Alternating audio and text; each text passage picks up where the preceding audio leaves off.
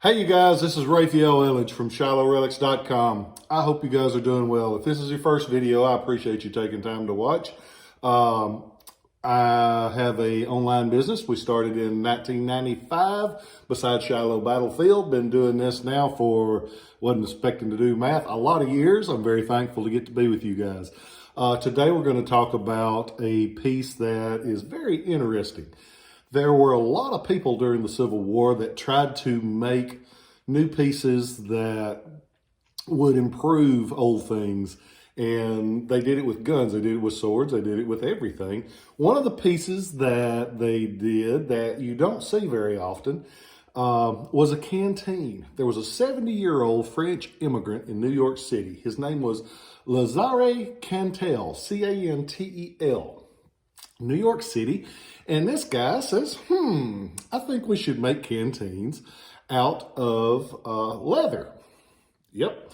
Well, it makes a little more sense when you find out his background.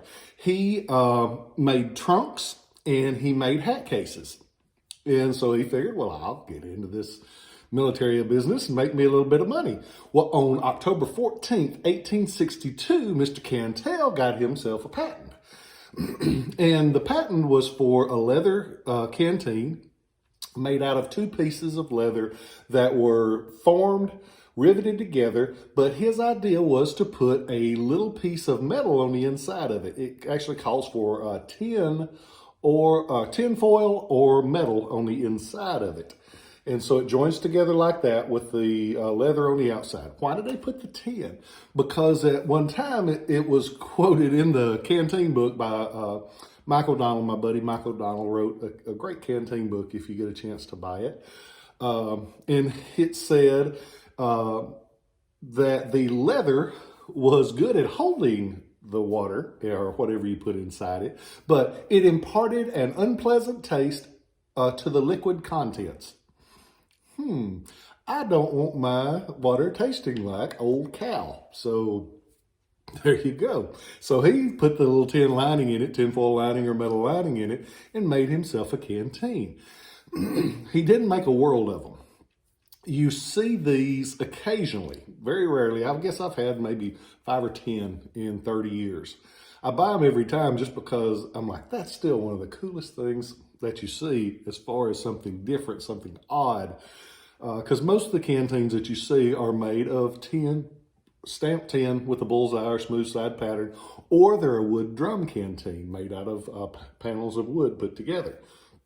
This one's different than anything. You can have a row of those others and they'll blur together. You have this one on there, they stand out. The leather is held. Sorry, I'm better. I'm still getting over that COVID though, but I'm still here. Thank you. But the leather is held together with copper rivets. Every time you see these little holes up there, they're open. Words don't come. I've heard of that COVID brain before. I'll be in mid-sentence and the words just go away. I don't know what it is. And I'm usually scatterbrained, but not like this. But anyway, usually those are open. And it's because the strap is lost. And until you look at one of these straps, you're like, why is there always missing a strap? Look at that. It's little, it's thin, it's fragile. The fact that any of them survive after all these years is amazing to me. This one has everything except the little buckle on the strap, the length adjuster on the strap. But it's a lot more than you usually see because usually those holes are open.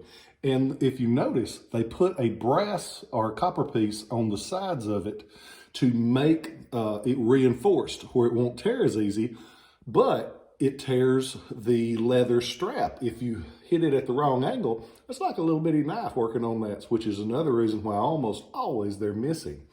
This one has the original pewter spout, and it looks like a normal spout that you see on the canteen that's just spot soldered into place.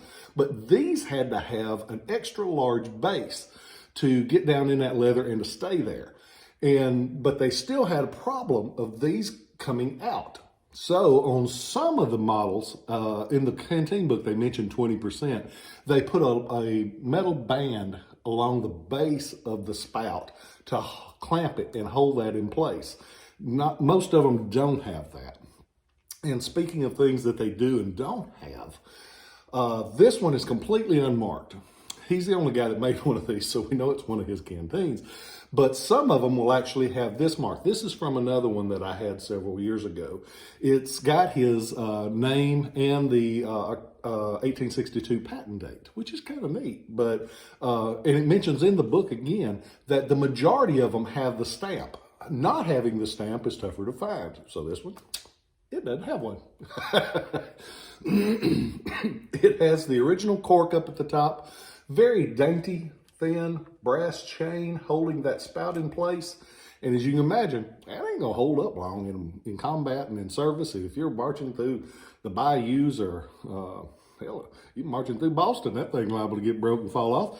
So this one has a little bit of everything you could look for on one of them. Usually I only do these on pieces that are still for sale because I want you to buy them. But this one I thought, that's cool enough. It sold off of the website yesterday, but I wanted to share it with you and I got clearance from the guy that bought it just because it is such a different piece that you don't get to see. And it would be easy to be walking through a flea market and see one of these and be like, wonder what kind of Boy Scout or crackhead canteen is that? But it is 1862. That Frenchman, Lazare Cantel, he designed this. He wanted us to have it, and I'm thankful to get to share it with you today. I hope you... Yep, still got it, but I'm getting better. I hope you guys are well. I hope that things are going in your direction. I received some news the last few days of several people that I think the world of that have COVID. I think this... Omicron or whatever they want to call it, has hit a lot of people. A good friend of mine, I found out this morning, is in ICU. And I just want to take a second and wish all of those people that are sick for any reason that they feel better, that this new year turns around for them. It was a time there that when I had the worst part of my COVID, I thought, I ain't gonna make it. And I'm thankful to get to be with you guys. I appreciate you guys. That's it. The phone's ringing. I'm the only mule here. I'm going to pick up that phone. I appreciate you guys. I'll catch you next time. Bye-bye.